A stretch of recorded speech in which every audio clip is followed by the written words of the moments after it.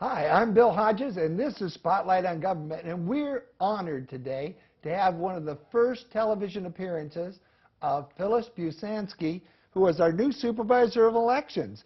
Congratulations on your election and being in that office. It's got to be a challenge. It is, and it's great to be here. Thank you.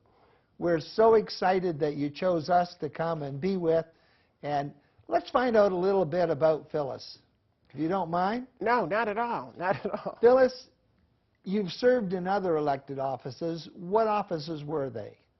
I actually served as a county commissioner for 2 terms at large, and then this. That county commissioner was one thing, but this has got to be a whole different breed of cat. Well, it is, and I actually was the first director of welfare reform for the state of Florida. Really? Yes, appointed by Lawton Childs, and I worked for Lawton and for Jeb Bush for 3 years, and then we moved it into workforce development. So. How long have you been in the state of Florida? I may get a little bit of an accent there. Right, I'm from Connecticut. I was born in West Hartford, Connecticut, and but we've lived here for 30 years, and so I don't have much of an accent. I don't think. Just a little bit. It's like my outs and abouts. Being Canadian, That's true, I still have my little. People will say, "What is that?" Yes, and I lived in Boston for many years, so that also kind of plays into the accent. Now, you went to school up there? Right. I went to Wheaton College in Norton, Massachusetts, and have a liberal arts degree. And then I went to the Heller School at Brandeis and have a master's in business. Yeah. Wow. That's kind of neat. How about a family? Oh, I have a great family. I've been married for almost 50 years, and I have 3 terrific children. If I didn't know my children, I would think they were terrific. I happen to know them, so. Spoken like a real mother. They're great. Right? No, but they are. One is, the oldest, Alex, is head of a foundation, the Washington office called Vera, which does criminal justice. Wow. And Edward lives here, and he is vice president of First Housing and an affordable housing program. And the other one is Rebecca, who does consulting and projects for the Pratt Institute in Brooklyn. So I have 9 grandchildren. 9 grandchildren, yes. Too? Mm-hmm. Well, see, you're a slacker, though. I just had Tom on, Commissioner Tom Scott, and he has 10. So you've got no kidding. Your children have some work to do. Yeah, that's enough. What about your husband? You know, people say, why do you ask about families? Because being in politics, when you run, the entire family runs. They're all under a microscope. There's a lot of hours that go into it. What about your husband? Who is he, and what does he do? His name is Sheldon, and I could not have ever done this without him. I mean, he has been totally great as my commission races, and he's just been terrific. He was the CEO of Honeywell. Really? And you know, his strength, he's a lawyer, but he actually is very good at strategic planning and marketing. And then he went to teach at the University of South Florida in the graduate program of engineering on strategic planning and marketing. And he retired about 3 years ago and has been very involved in my campaign and in kind of looking at the legal aspects of what I do. Well, I think that's so important to have a spouse. My wife, Phyllis, I couldn't get near half of what I get accomplished without her being there prodding, pushing, and making sure that it's correct. Right. I agree. I totally agree. It's great. What are your aspirations for this office? What would you like to see? I'm going to ask you that a little later. Okay. Because I want you to tell the people what you want to see. What made you decide to run for Supervisor of Elections, though? Well, I decided to run for Supervisor of Elections because I got angry. I really believe in good government. Growing up in Connecticut, I used to win I Speak for Democracy contests, and I believe that the way to really influence what happens, you can do a great deal of work, you can be a terrific candidate, but if your vote isn't counted, then it doesn't matter what you do. Yeah, and I find it so hard to understand why you can't count a vote. You know, well, so many of these supervisor elections all over the state, and then Florida became a laughingstock a couple of years ago because of our inability to count votes. Well, you know, Bill, it's really complicated. It's much more complicated than you tend to think it is. We have something like 1,215 different ballots. I mean, that's a lot for a population of that votes of almost 650,000. So you have to store them properly, and we have very, very little storage in Hillsborough County. Our storage needs have grown 5 times since when we started doing this 20 years ago. Really? The paper ballots are huge. And you have a 4-page ballot now because part of it, you know, it's also in Spanish. Yeah, I want to get into that in a minute, We will. too. So you got to store them properly, and it's complicated. And so I think that that's a problem sometimes in voting accurately. I believe that we can and will vote and have an accurate vote. I totally believe that. I believe we will be one Sometime of in the a best. reasonable, after In a people vote, reasonable it'll time. actually get Yeah, posted. absolutely. It took me 3 days to know I was elected. I mean, do you realize that? 3 days. I had this party, right? Right, on everybody election celebrates. night, and no one ate my cake, and it was a gorgeous cake. And I didn't have an appetite. I didn't want to eat my cake. We Had didn't to wait know. 3 days to eat the cake. 3 The cake days. get pretty stale. Actually, I gave it away, but truthfully. But yes, of course, I think we're going to do much better, really. By the way, I'm going to kind of jump around a little bit, but I Sure. want to go back to the family. Tell the people how long you've been married. Well, it will be 50 years in September. Now, my immediate response to that, not kissing up or anything, was you had to be a child when you got married. I think people look better. First of all, I have really great genes. Like, I look just like my mother at this age. Secondly, you know, I exercise. You take care of yourself. People today, women and men, take better care of themselves. So I see people all the time who are in their 70s, 80s, 90s who look terrific, just terrific. And so, you had probably graduated from college the first time before you got married, right? yes, I got married when I was 22. 22. Mhm. See now we've just told the world how old It's you are. okay. Those It's that can okay. add. I'm proud of it. I'm proud of it. I wouldn't want to be anything else. It that's amazes who I am. me. You look really great, and you're so vigorous and everything for 72. I like when people will talk about their age because it means that they're proud of themselves, and it's also great for other people to see. You know, when I first moved down here, we came from Ohio, and all of a sudden we moved into an area that had a predominance of senior citizens. Mhm. And I thought, oh, golly, all those old people. And I found out I couldn't keep up with some of them. Right, it's true, it's true. Well, one of my real heroes was Claude Pepper, who was in the Senate for, I think, in his 90s. And he was fabulous. And you just look at people around you and you think age isn't really a factor. It's who you are and what you want to do. And I love what I'm doing, so it makes Well, it easy. that shows when we interviewed offset before we started. Your enthusiasm for this whole thing is phenomenal. Well, we have to make it right, and we're going to. It's going and to that's take time. exciting. Yes, it's going to take time. But I'm a builder. I'm a manager. That's my degree. And I was head of aging services and human resources for the county before I, got into elected office. And that's what I did, is I managed things and built things. So that's what I'm doing now. Well, let's go back to this storage of all these ballots. The storage of the ballots is one thing, but one of the things that I've never understood in this state is that every supervisor gets to choose their own machine. So there's no consistency of purchase across the state on voting machines. That doesn't make much sense to me. That was true. But this past year, the state legislature mandated optical scanners. So, optical scanner? Now there are three companies that make them. There may be 4. And we have one that we had for a few years, Premier. But everyone has an optical scan machine. So if I go from Hillsborough to Pinellas to another county, I don't have to learn how to use a different machine? No, it may be a different name, a different brand, but it's still basically the same machine. Well, that makes some sense to me. Having all these different kinds of machines throughout the entire state of Florida. Yeah, it can be confusing for it would people seem to to me move and change. We could get a better deal on them, too, if the state settled on a particular machine. Well, you still have at least three different vendors. So it depends on how they're going to how they want to deal with you. Now, we were lucky. We negotiated, when I first came into office, $1.5 million credit from Premier. Really? Well, because the election was somewhat flawed, and part of that was their problem. Some of it, not all of it at all.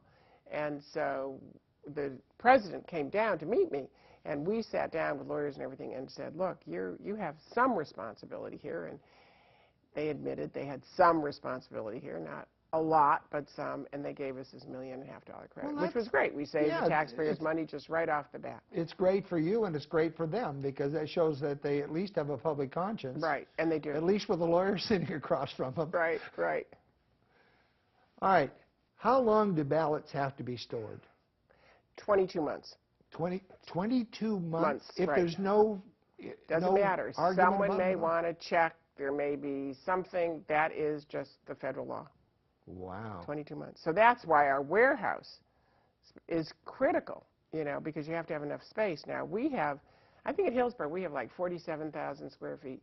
You go over to Orlando that has somewhat the same population, maybe a little bit different, but pretty close. They have 97,000 square feet. So you go into their warehouse, and it's, I mean, I never thought We're bigger than they are, aren't we? Yeah, I think we are. Yes, we are. I think. We're close. But I never thought I would become eloquent about the need for warehouse space, but it's like going into a library. If you know where your ballots are, and if you can access them on the day of election and get them out and get them back in and move things around, and you have an orderly process, that is part of getting the vote counted. I imagine just controlling the ballots is a big thing, because we're very the security careful. of it. Oh yeah, we're very, very careful. I mean, they're barcoded, they're in special, I mean, we don't fool around with that at all. Does the warehouse space have to be hermetically controlled? No, it doesn't. Although I worry about hurricanes, and we're going to be looking at what we're going to do about a hurricane, because I don't think the roof is going to be strong enough if a major hurricane comes over. So we're looking at that in our budget. Well, let's hope that God spares us that. So knock on wood. We don't need that now. Right, right. No, no, no. How is your office set up? Well, we really have two offices. Okay. One is downtown in the Fred Carl Center, and that's more or less the administration office or administrative office. Although people can register to vote, get absentee ballots, and do basic functions there. But the basic operations piece of it and the technological piece is really at the Gilder Center in Brandon.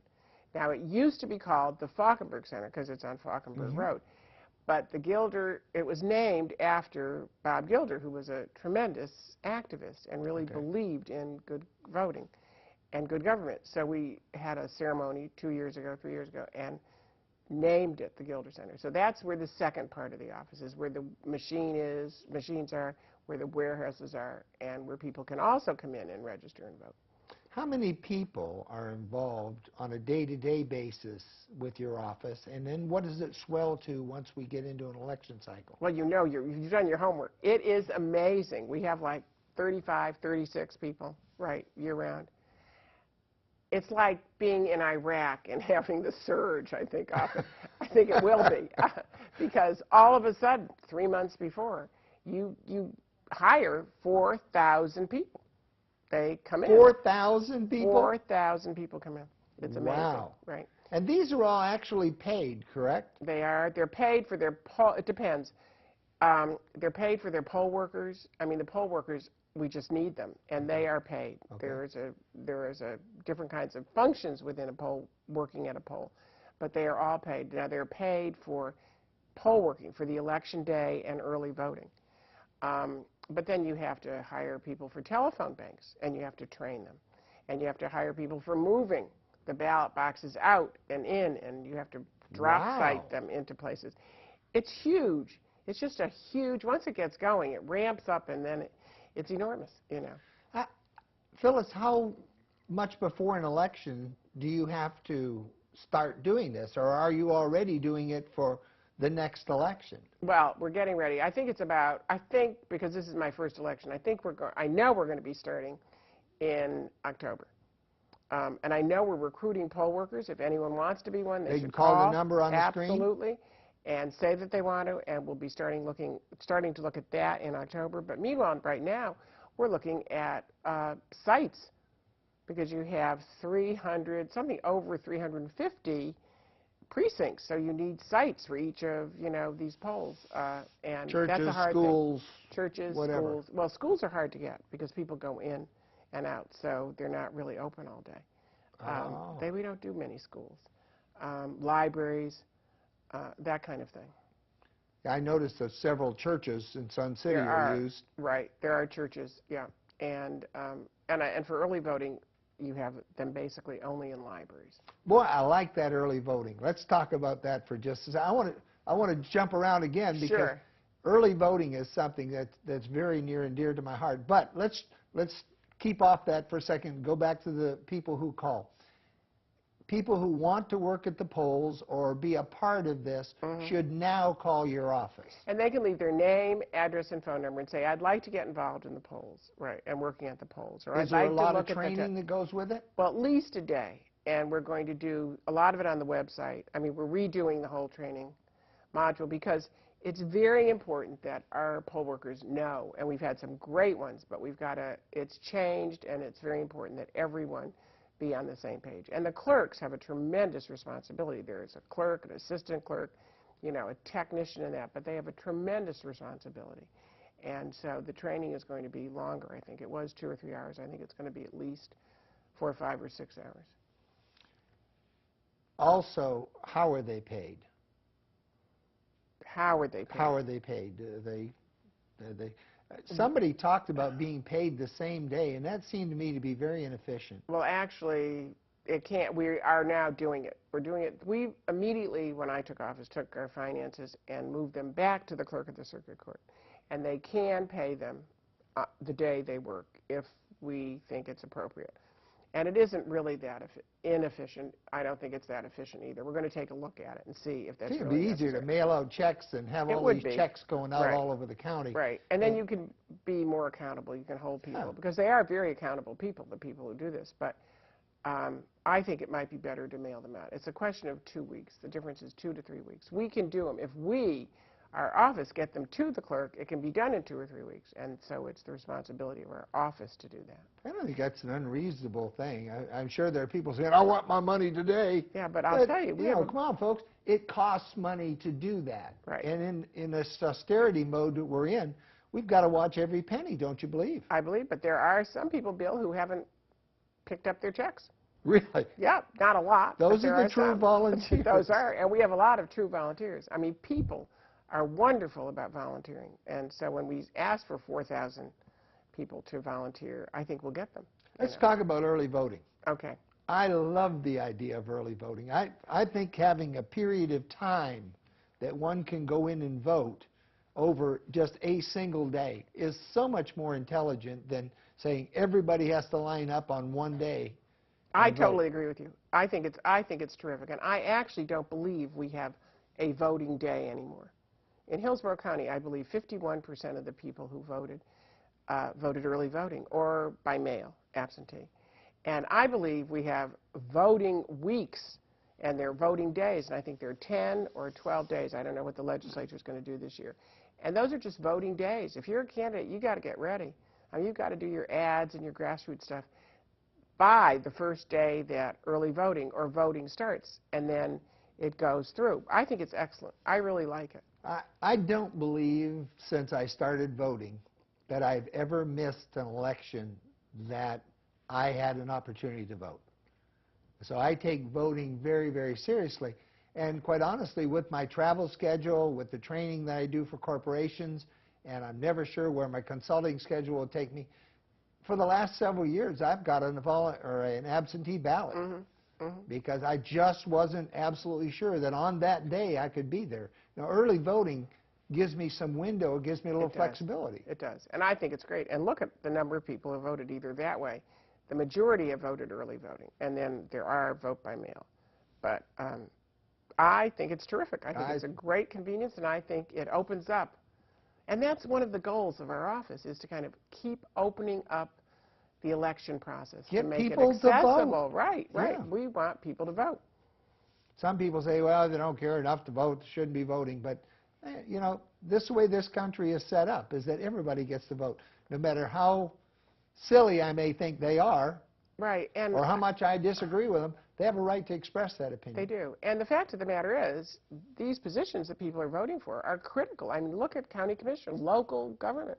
I mean, these people make decisions on roads, they make decisions on some of your taxes, they make decisions on your social services. on your, property. I mean, there are huge, major decisions that a Board of County Commissioners makes. And so it's not silly to try and get those people to vote and to explain to them why they should. Then it's up to them, not to really get them, but it's up to them. But these are critical decisions. Well, you point that out, and that's very, very true. We're living through this drought period now with all the expansion and building that the Board of County Commissioners allowed to happen during times when we had lots of money and lots of water. And nobody really looked down line and said, wait a minute, can we actually support all these people? So every vote counts. Every vote every does time count. we look at somebody, it's not the action they do just today, it's what they're doing in the future. You're absolutely right. And there are very close elections. I mean, Rose Ferlita won by 4 votes, I think, or something like that. So every person counts. Yeah, I mean, when I ran for office, there's that line of 10 items or less, the line in the supermarket, and once I got in and I had 11, and I really broke into a cold sweat. I thought, oh my God, right? Because one of my voters I didn't mean to do that, might, say, oh, look at her. She cheats. She cheats, and that is really key. So you don't want to lose by one. I mean, it's a hard kind of election process. Political life is really different than everything else. You continue to audition for your next job every day you walk in there. You do. There's no seniority. Every year you have to face the voters, or every 2 years or 4 years or whatever. And just something little, some little silly thing that most of us would laugh off and go on becomes a campaign issue. Yeah, I would never laugh it off. I don't laugh any of that off. I think you have to be straight and open and very straightforward about what you do. And sometimes people make mistakes, but basically you have to be careful. One question that a lot of people have mentioned to me, because I very firmly believe the United States should have an official language. That does not preclude anyone from speaking any language they want. But I think the government should do business in a language, mostly because I was born in Canada, and the English-French split up there has caused great problems.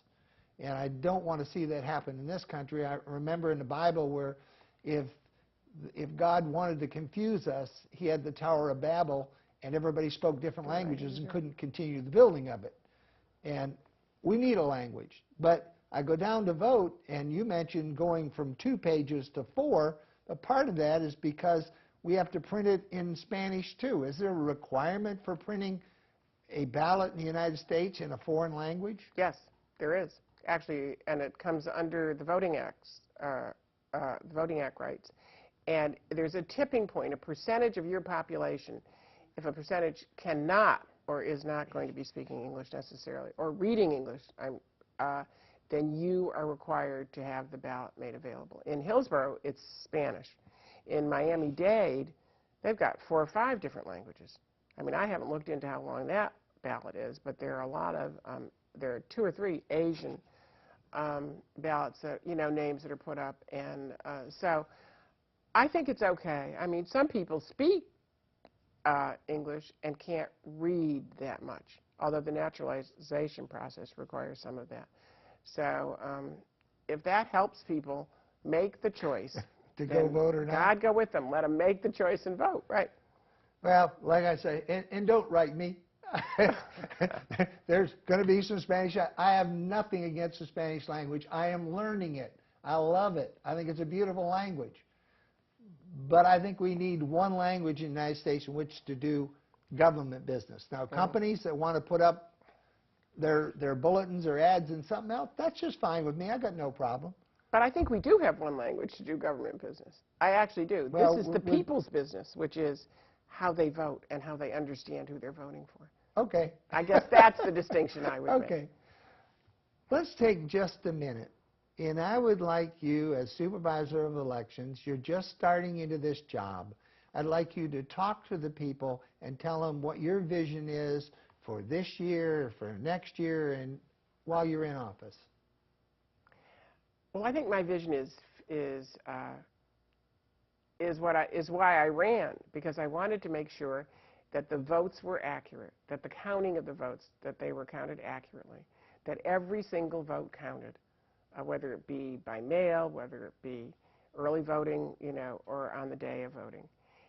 And I wanted to make sure that there was really strong customer service, that people felt that whatever questions they asked, they would be answered, that they had a right to ask those questions, that it was an open kind of atmosphere in this office. And I really want this office to be, at the end of 4 years, the best in the country. And I think we can be. I mean, it's a great team that we have, and we are building an organization that's terrific. Well, you put together some very good people. And I had them. I mean, many of the people there are people I've had, and they're just, they really are good government people. They stay there because they're good government people. And it's going to take time to put the right people in office. It always does. It always does. It amazes me, all the people that are critical of the Obama administration because they don't have all the jobs filled yet. No, and yet they've made the vetting process 3 times what it was before, and we'll have better people if we wait longer. You know, we can't even wait for a hamburger anymore. We run in and it's got to be all prepared and done. Right, right. Well, right now the county, we have to wait because the county has really basically has a hiring freeze, and we're not hiring at this point, except for this group of people that will come in, that we will be hiring temporary workers. So we want to encourage people who are interested in working at the polls to call your office at the number we're showing. And if they want to do phone banks for us and answer the phones on election, if they want to help us find sites, those are the kind of people we need right now. Probably in October we'll start really ramping up and really ramping up, right. It's got to be almost like tax time when you start doing that. I think it's like Federal Express.